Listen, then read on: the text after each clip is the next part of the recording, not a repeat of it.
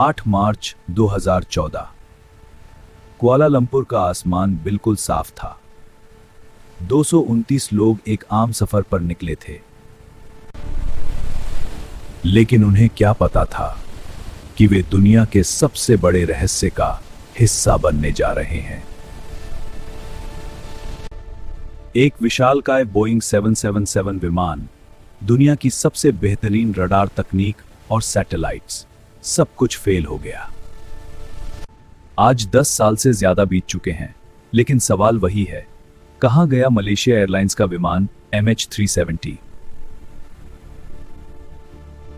रात के 12:41 बजे फ्लाइट MH370 कुआलालंपुर से बीजिंग के लिए उड़ान भरती है। विमान में 227 यात्री और 12 क्रू मेंबर सवार थे। इनमें से ज्यादातर चीन के नागरिक थे। अगले 40 मिनट तक सब कुछ एक रूटीन फ्लाइट जैसा था।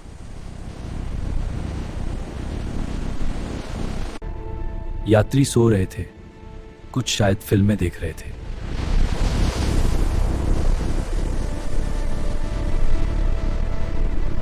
रात के 1:19 बजे विमान मलेशियाई एयर स्पेस के अंत पर पहुंचता है।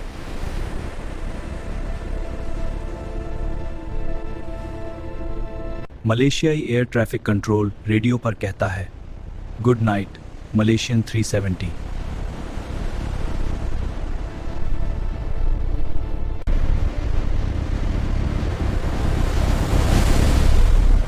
Good night Malaysian 370।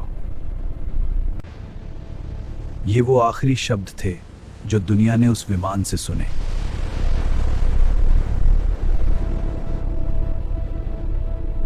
ठीक 1:11 बजे कुछ ऐसा हुआ जिसने विमानन विशेषज्ञों के होश उड़ा दिए। विमान का ट्रांसपॉन्डर बंद कर दिया गया। ट्रांसपॉन्डर वो मशीन है जो रडार को बताती है कि विमान कहां है और किस ऊंचाई पर है।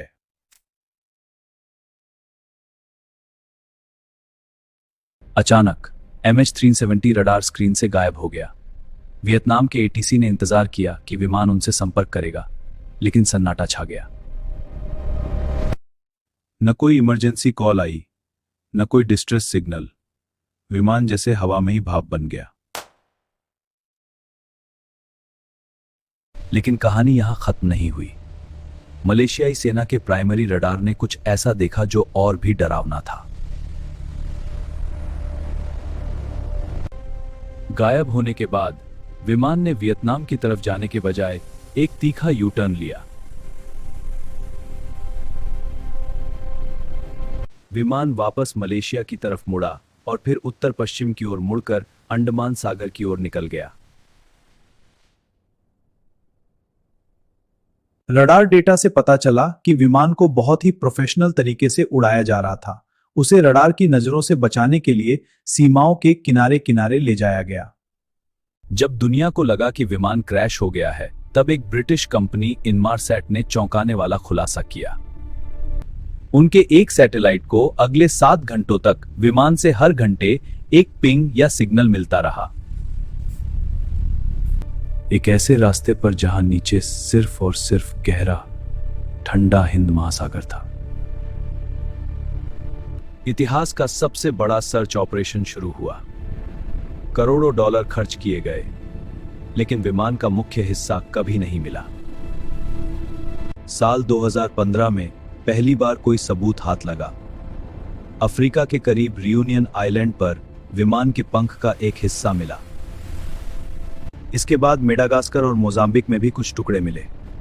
विशेषज्ञों ने कंफर्म किया ये MH370 के ही थे, लेकिन ब्लैक बॉक्स, उसका कोई सुराग नहीं। अब सवाल उठता है, उस रात आखिर हुआ क्या था?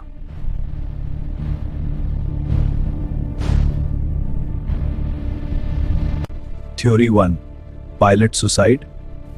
कई लोग मानते हैं कि कैप्टन जहरी अहमद शाह ने जानबूझकर ऐसा किया। उनके घर पर मिले फ्लाइट सिमुलेटर में ठीक वैसा ही रास्ता मिला था जैसा उस रात विमान ने लिया था। Theory 2, hijacking. क्या किसी ने विमान का कंट्रोल रिमोटली हैक कर लिया था या कोई यात्री कॉकपिट में घुस गया था? Theory 3, accident. क्या कार्गो में रखी लिथियम बैटरियों में आग लग गई थी, जिसकी वजह से पूरे विमान में धुआं भर गया और सब बेहोश हो गए? इसके बाद विमान तब तक उड़ता रहा जब तक तेल खत्म नहीं हो गया।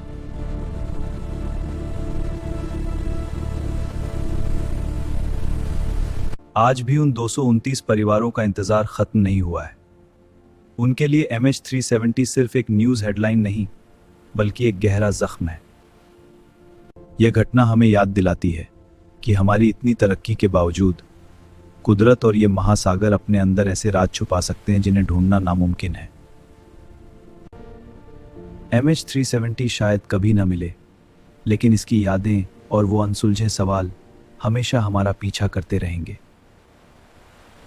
आपको क्या लगता है, क्या यह एक हादसा था या कोई बड़ी साजिश? अपनी राय कमेंट्स में जरूर बताएं। अगर आपको यह वीडियो पसंद आया हो तो इसे लाइक करें और ऐसे ही रहस्यों के लिए हमारे चैनल को सब्सक्राइब करें। मिलते हैं अगले वीडियो में।